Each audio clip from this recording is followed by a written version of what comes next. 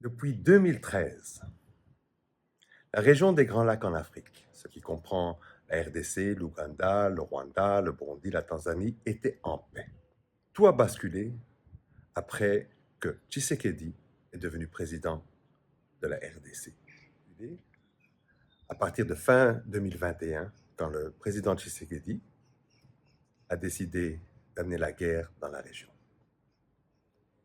Mais rappelons-le, Tshisekedi, comme président, n'a jamais été élu, ni pour son premier mandat, ni pour son second mandat.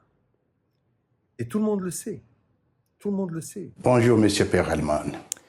Vous avez récemment affirmé par écrit qu'il y avait eu un accord entre Félix Tshisekedi et Joseph Kabila lors de l'élection présidentielle très controversée de 2018. Il y a eu bel et bien un accord, et c'est cet accord qui a permis plus ou moins l'alternance pacifique, avec pour la toute première fois, après 60 ans d'indépendance, une remise et reprise entre deux chefs d'État, un sortant et l'autre entrant.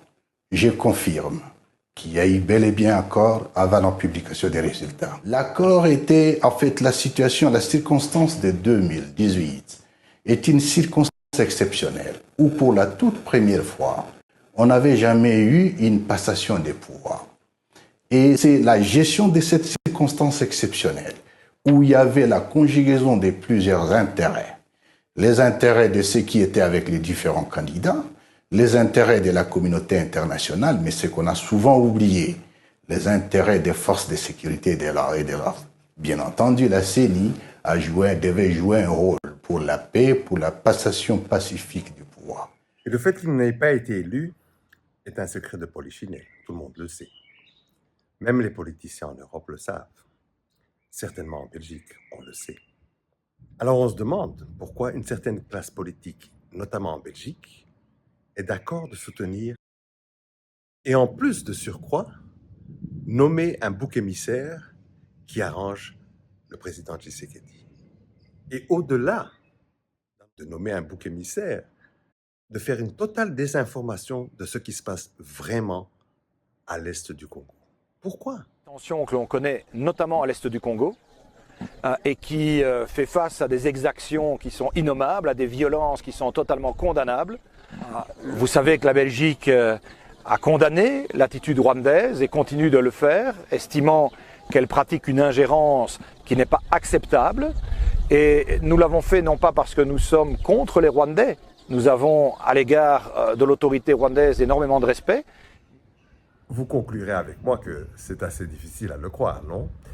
Surtout qu'au-delà d'un ministre des Affaires étrangères belge, d'autres politiciens au sein de l'Union européenne essayent de rameuter tout le monde dans le même sens, en racontant n'importe quoi sur une situation qu'ils n'ont même jamais vue eux-mêmes.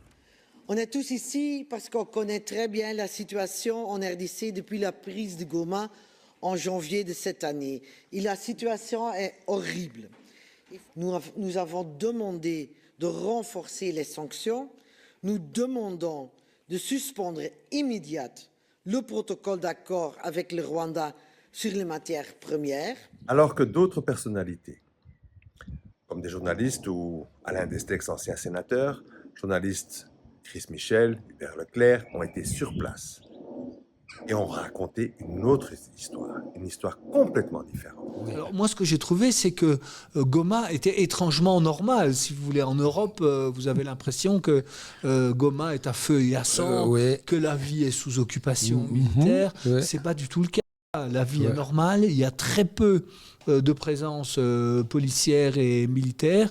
Tous les commerces sont ouverts, les gens sont dans la rue. Il y a un monde fou dans la rue et la seule chose qui est fermée, mais c'est la faute de Kinshasa, ce sont les banques. Donc la première impression, c'est une impression de normalité et même de sécurité, parce que j'ai voyagé quand même assez loin dans la mesure où l'état des routes catastrophiques le permet, en dehors de Goma, la aussi ville, bien au nord, vers Rwamangabo et Rutshuru, que vers l'ouest, vers le Massissi. Les journalistes, par définition, ont besoin de news, de dramatisation.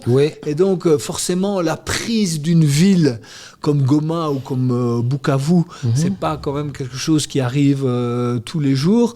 Donc voilà, il a fallu dramatiser la situation. Probablement qu'elle a été dramatique pendant quelques jours, parce qu'il y a quand même eu des combats et des morts. Il ne faut pas non plus minimiser ce qui s'est passé. Mais en tout cas, aujourd'hui, le M23 et l'Alliance Fleuve Congo essayent de réorganiser la ville. Elle a déjà été nettoyée, la population...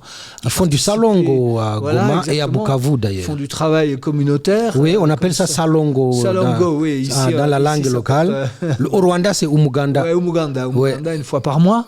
Mais voilà, donc une impression de normalité et la tentative de gérer la ville au mieux pour ce que j'en ai vu, en laissant les structures en place, c'est-à-dire les hôpitaux, les services publics, les écoles, tout ça reste géré par ceux qui étaient là bien avant et qui n'ont pas été éjectés de leur poste.